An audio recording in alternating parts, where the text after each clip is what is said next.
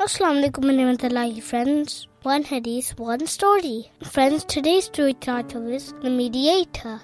It was a cold winter day. Isa was going to school when he ran across a poor child. The child wasn't even wearing a coat.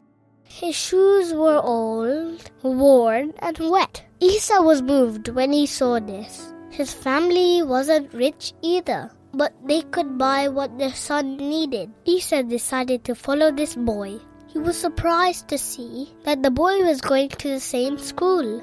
He didn't recognize him from school. He hadn't seen him there before. He wondered what he could do to help the boy, but he didn't know what. He would have given his boots that he had been wearing for 2 years, but he didn't have a spare pair. At lunchtime, he saw the boy again and asked him if he wanted to be friends. Soon they became really good friends. The other boy's father had died a few years ago. He lived with his mother and 2 little sisters, and they had just moved to the neighborhood. Isa shared his lunch with him that day. That evening, Isa said to his father, "Our teacher gave us an assignment today. We need to find out how we can help the poor."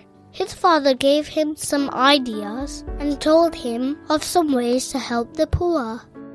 The next day, Isa went to the Help the Poor Foundation in the neighborhood. He met a man there who had a very kind face. He told him about his friend's situation and asked for help. The man became very happy for what Isa had done and congratulated him for his action. He told Isa to find out where his friend lived and said to him, both Allah and our Holy Prophet, Hazrat Muhammad sallallahu alaihi wasallam, love children like you. You have acted in accordance with the following hadith of our beloved Prophet, Hazrat Muhammad sallallahu alaihi wasallam. One who mediates for charity is rewarded by Allah, as he had performed this charity himself. Friends, always look after the poor. It will please Allah and our beloved Prophet. I hope you like the story. Jazakallah for watching. Allah Hafiz.